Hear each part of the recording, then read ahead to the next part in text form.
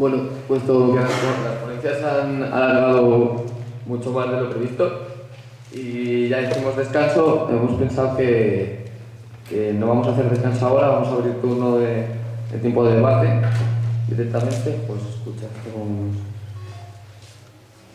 vamos a abrir turno de debate, entonces las preguntas que tengáis, levantar la mano y más o menos recogeré 3 preguntas, tanto como para Pilar como para María.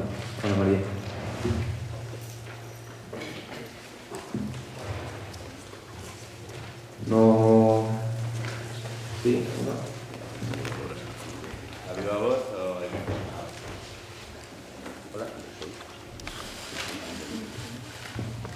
Hola, mi pregunta es para Pilar. ¿Alguna de las actividades que has descrito en los talleres de arte o con universitarios me recordaban en cierta medida los actos de psicomagia de Alejandro Jodorowsky? Entonces, quería preguntarte hasta qué punto están basados en ello o si realmente van en otra dirección o... Vale, bueno, Alejandro Jodorowsky a mí me parece un hombre muy interesante, con una larga vida ya, mucha energía y un tipo muy interdisciplinario y muy creativo. Dentro de las bibliografías que yo les doy, casi siempre pues tengo psicomagia y danza de la realidad por lo menos, claro. Lo que pasa es que Jodorowsky receta actos psicomágicos que yo creo que lo hace con buen ojo, como él es el ojo de oro, ¿no? Pero vamos, en los talleres que yo he estado desarrollando, la gente inventa sus propios actos psicomágicos, es decir, sus performances son suyas, son sus propios actos, no es una receta, como en el manual de psicomagia de Jodorowsky, que son como recetas que están geniales, yo también lo tengo claro. Pero en estos talleres, la verdad es que en los talleres, ahora que son de un día, no da para hacer eso. Por eso yo ahora mismo estoy inventando cómo hago para poder continuar con el trabajo que yo hacía cuando no estaba Bolonia, ¿sabes? Que podíamos llegar a ese punto en que la gente se inventaba su acto psicomágico. Ahora con los talleres de un día no, lo que conseguimos es sí conseguimos la sinergia de grupo, ser tribu. Las cosas que se mueven son potentes, hacemos una matización de sueños, que es como una constelación familiar casi, bueno, de otra manera pues, aparecen padres, abuelos y de todo, vaya, y la energía se mueve y cosas muy potentes, pero no hay acto psicomágico de ese tipo es que para eso se necesita todo el proceso de la persona, apuntar sus sueños cada día, tener esta escucha, como yo siempre digo, del interno y del externo, o sea, no solamente apuntar el sueño por la noche, es estar durante el día atento a todo, y entonces, y durante meses, para luego ver, y no todo se hace un acto psicomágico o performático, algunos. ¿Pregunta?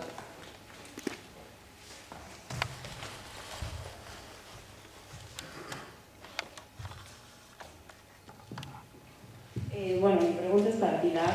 Bueno, todos estos talleres que haces, de todo lo que nos has contado, ¿cuál es la finalidad? Como que hagas consciente lo inconsciente, estés más en contacto con los sentimientos. ¿Cuál es la finalidad del grupo como tal? Yo creo que los talleres, cada cual según sea su momento personal, si va a un taller mío, por ejemplo uno de estos de sueños, bueno, lo podrá aplicar en su vida para según el momento que vaya, ¿no? Alguno para tener un crédito de libre configuración, por lo menos, ¿no? Pero sí yo creo que la finalidad es encontrar una herramienta para la autoescucha, que para mí el asunto es hacer consciente lo inconsciente, eso es un trabajo para toda la vida. Generalmente vienen a los talleres estudiantes gente bastante joven. Como Jung decía, soy gente que estáis más en el exterior que en el retorno. Pero también depende, porque según cómo haya sido la vida de cada cual, si ya hay gente muy joven que ya ha tenido que aguantar unas batidas de la vida que para qué, y que a lo mejor le puede venir muy bien una herramienta, ¿sabes? Entonces, yo creo que sobre todo lo que trabajamos es autoconocimiento, una herramienta para el autoconocimiento, observar que desde lo visual hay una capacidad de que algo fluya y salga también, porque hacemos una práctica de modelado y prácticas de pintura, y luego la dramatización, o sea que quizá una herramienta para trabajar con otros, gente que le gusta trabajar con grupos, que a lo mejor puede encontrar una aplicación para trabajar luego con otra gente desde su campo, en fin, desarrollo de la creatividad, por supuesto. O sea, yo le veo muchas aplicaciones, francamente. Pero bueno, solo un día que se nos queda sin recorte, pero bueno. Ahí.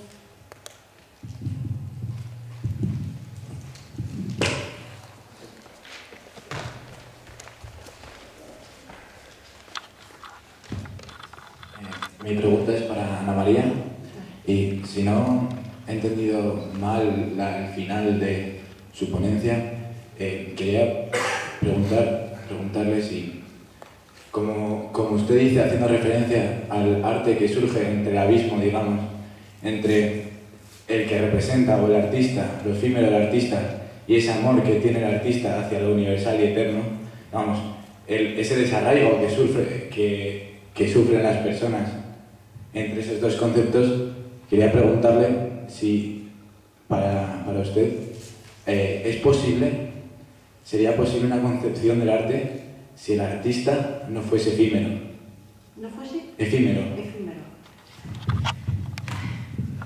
Bueno, vamos a ver, sí, está muy bien la pregunta.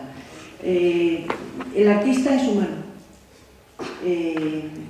Vamos a ver, hay un libro que hablaba de gatos pintores. Por eso había un gato que se había quedado una vez encerrado en una nevera y que cuando lo liberaron por fin, el pobre gato pues pintaba como loco. Ponía pintura y entonces el libro, un libro bien, gracioso, pero dudoso, más o menos lo que planteaba es que, bueno, que ahí había habido también una situación límite que había hecho que el animal tuviera necesidad de expresarse, de pintar. Bien, al gato no se le podía interrogar más que a través de los dibujos, no sé lo que hubiera dicho. Pero quiero decir que, aun en el caso del gato, también es efímero. Por lo tanto, yo no le encuentro ninguna excepción a la posibilidad de crear sin ser efímero. Las piedras no crean, las nubes no crean, solamente el espectador de ese mundo, que es perecedero en cuanto espectador, crea. No sé si voy por ahí o vas... Sí. Más con la mujer se me explica. A ver. Sí. Eso, digamos, no estoy hablando de que obviamente no existe la posibilidad de arte por parte de alguien que no sea efímero. Sí. Yo me refiero, pero sí, incluso obviando ese concepto, sí. Vamos, si esa propia efemeridad sí. Constitutiva, en cierto modo, sí. Influencia de una manera trascendental cualquier concepción o forma de arte. Cualquier creación de arte. Yo creo que siempre es muy peligroso ser muy rotundo cuando hablamos de arte.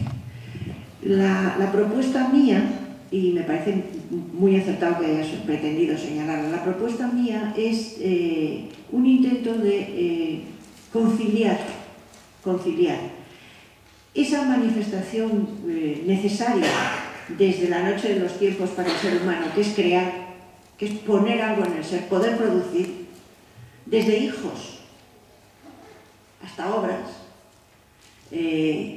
conciliar eso con la necesidad de permanencia, para encontrarle para encontrarle una respuesta. La pregunta de base, la pregunta de fondo sería ¿por qué crear?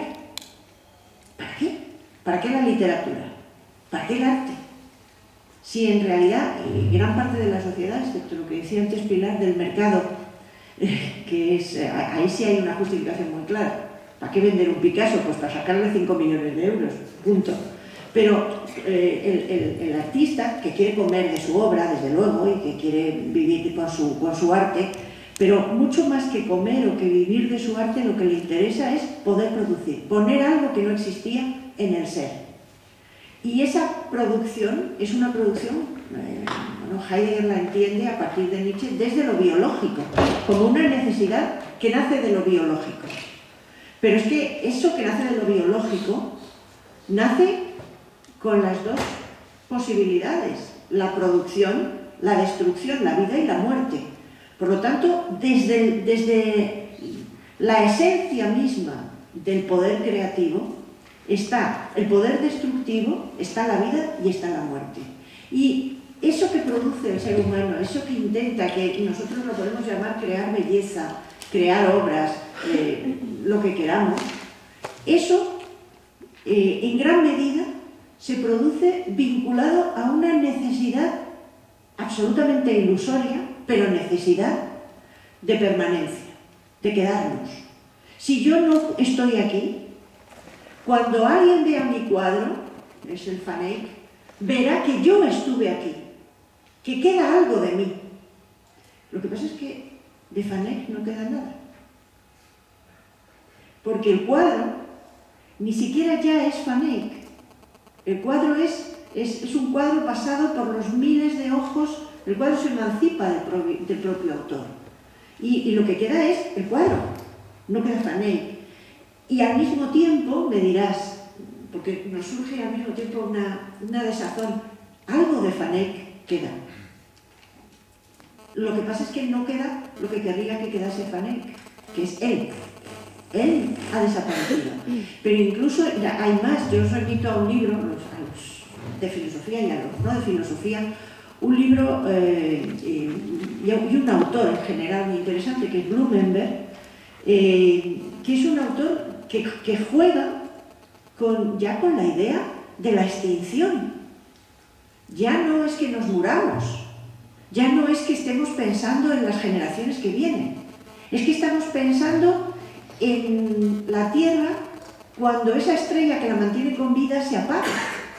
Y entonces no quedará nada, ni de Van Eyck, ni de Van Eyck, ni de los cuadros de Van Eyck. Y entonces, ante la desolación de la extinción, de que podamos, de que la vida está limitada, el tiempo está limitado, la ilusión de permanencia es una necesidad que justifica ese tipo de producciones. Entre otras muchas cosas, la necesidad de expresarse, que todo está ahí. O sea, lo que tampoco podemos hacer es decir, dar la respuesta, porque si no ya la tendríamos. La pregunta es lo que nos queda siempre ahí. A mí Blanchot también me parece magnífico. La pregunta es esa formulación inagotable del deseo, de saber, de respuesta. La respuesta ya nos deja satisfechos y por lo tanto muertos, inertes. Ya nos han respondido, ya no tenemos nada más que hacer.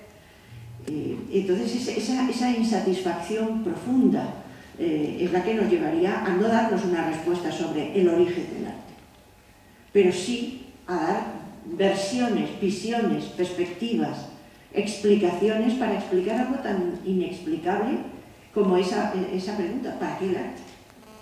Cuando además toda una sociedad se empeña en entender que es un sucedáneo, que es algo para el tiempo libre, un excedente, algo que, vamos, yo hablaba antes de lo serio de la vida, ¿qué es? Eso que comporta la racionalidad, pero incluso aquí en filosofía, la lucha terrible por reivindicar ese otro espacio que no es el espacio de las ideas claras y distintas solo, sino ese espacio de la pregunta, de la interrogante permanente. Aquí hay mucha tensión con respecto a esos sentimientos frente a la racionalidad y ese terror tremendo. Yo diría que para el filósofo la sombra es la irracionalidad, la amenaza, el terror. ¿Y si soy irracional? ¿Y si no respondo? ¿Y si no doy respuestas? Pues mire usted, a lo mejor es que es usted un superdotado porque se quedan las preguntas permanentes.